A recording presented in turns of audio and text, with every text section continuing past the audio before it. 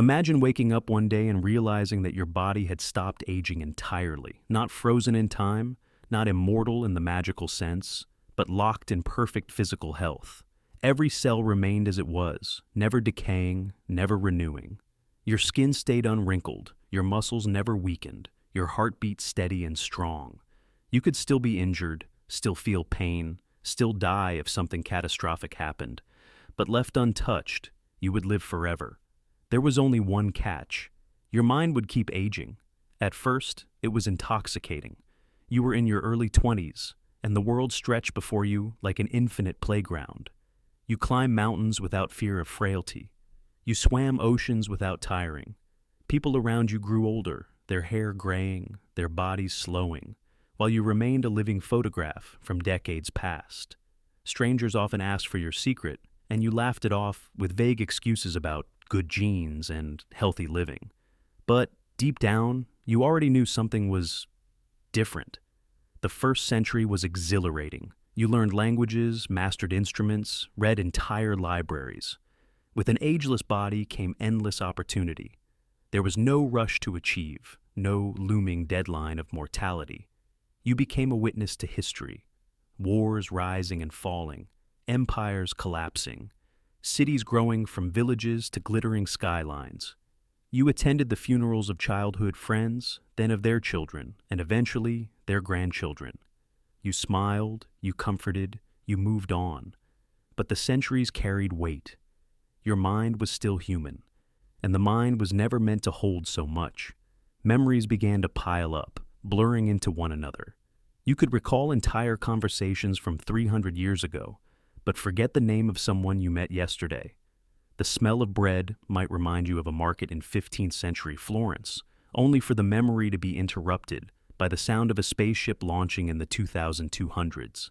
The past and present merged into a constant, overwhelming flood. By your 5th century, the world felt alien. Technology raced far beyond your comprehension. Languages shifted into forms you could barely understand. You spent decades trying to keep up, learning, adapting, but each change left you further behind. Younger generations saw you as strange, a relic with old-fashioned thoughts trapped in a young body. Some admired you, most didn't understand you at all. It wasn't just memory that wore you down. Your emotions, stretched over centuries, became thinner, frayed. The excitement of a sunrise dulled when you'd seen it thousands of times. The taste of a favorite dish faded after decades of familiarity. Love was the cruelest. You fell in love dozens of times, each ending the same way, watching them grow old and die while you stayed untouched. Eventually, you stopped trying, not out of bitterness, but self-preservation. By your 9th century, you began to forget who you truly were. Your sense of self scattered across the ages. Were you the fearless young traveler who crossed continents on foot? The scholar who debated philosophy in candlelit halls? The quiet wanderer who avoided human contact for decades at a time? You were all of them, and none of them. And then, one day you met someone else. They didn't look like you. Older, weathered, but when they smiled, you recognized something. The same endlessness in their eyes. They too had stopped aging physically, but aged mentally.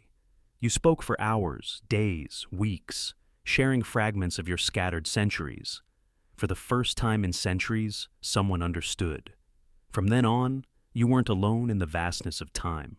Together, you tried to make sense of your endless lives, piecing together meaning from the chaos.